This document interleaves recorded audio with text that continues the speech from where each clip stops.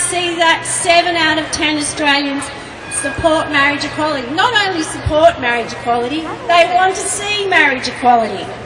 And we don't want, I said, I think it was 3 or 4 years ago, I was standing here and I said, I don't want to be here for a 10-year anniversary. Sadly, I am here for a 10-year anniversary. But I think it's also a time to look back and say, well, so much has been achieved because the Australian community wants marriage equality. That's very, very clear. You're watching The World from Below, and that was a clip of speakers at the Equal Marriage Rally outside Melbourne State Library a year ago.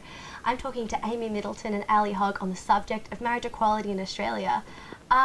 Please tell me about the importance of the right to marry your partner. What would it mean to you if it was passed? Why is this issue so important? I think it's an equality issue first and foremost. I know that getting married or having a wedding-like ceremony really hit home the fact that it was illegal to do so just because I ended up with a woman. I probably engaged in that ceremony partly in a political way because when you do put on a performance of heteronormativity in a same-sex relationship, I think it's hard to escape that becoming a political statement. But also, it became really clear to us on the day that we don't celebrate love enough as it is in this society. We celebrate a lot of things, but love-focused celebrations are kind of rare. And I think if marriage is the option that's been given to us and that we've all learnt about since we were kids, it doesn't make sense to leave a bunch of people out of that institution. That's how I feel about it personally, and I know a lot of people, including same-sex attracted people, have different views on it, and I totally respect those, but I think it should be a choice. Yeah, I agree 100%. I think that it's about equality, and I think that just as much as somebody as heterosexual people should have the right to marry anybody should have the exact same rights, and I think that it's an issue of discrimination. And I think also what it represents to a lot of young people, I think that anybody that's same-sex attracted or anybody that's gender questioning or even questioning their sexuality, young people are the most bullied when it comes to these things. And a lot of people can see that the government discriminating and the fact that if they grow up and they don't have the same rights as their heterosexual counterparts, then it means that the bullying that they receive and the self-hate that a lot of young people feel is justified. And I think it's really outrageous that we have laws that lead people to feel like they're not worthy.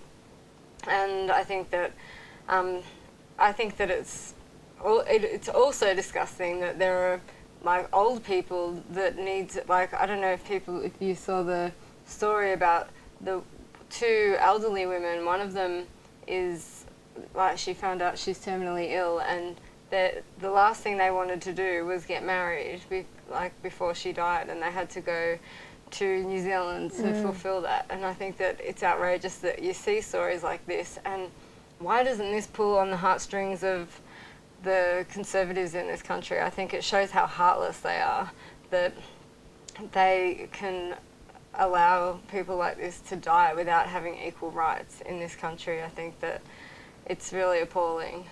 There's still some criticism of it within the LGBTI community. What do you say to people who say that this is like a homo-normalisation process, that marriage is a conservative institution and that joining it is distracting from other issues?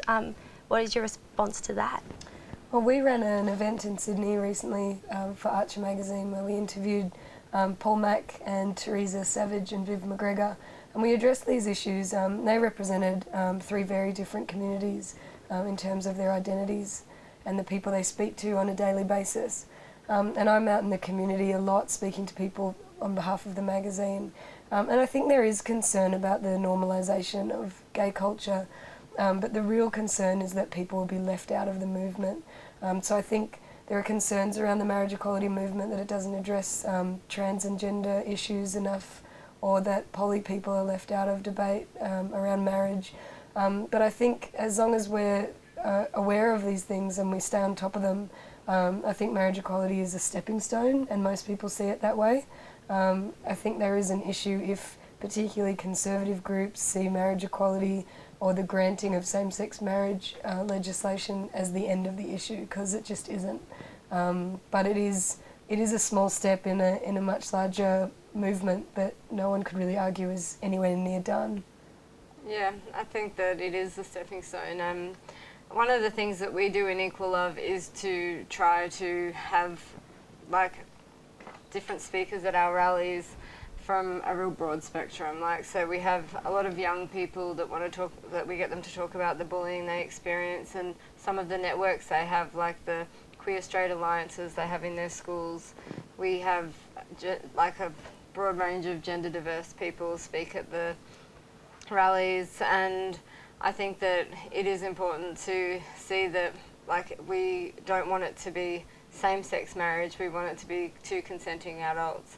I've been a part of many debates with people that are from the LGBTI community that oppose marriage equality, and I can see that people don't want to be, you know, what was the word? You know, heteronormative yeah. or whatever. I think that well, if you want equality, which I think that like any decent human being should want equality, there's going to be a level of that. But I think that if you think that marriage is conservative, then I think it's really important, well then just don't get married. Like, but if people want to, they should have the choice, not the government. And there is a huge portion of Christian gays or like intersections between religious beliefs and sexual identities, which you can't cast those people out of the debate, you know.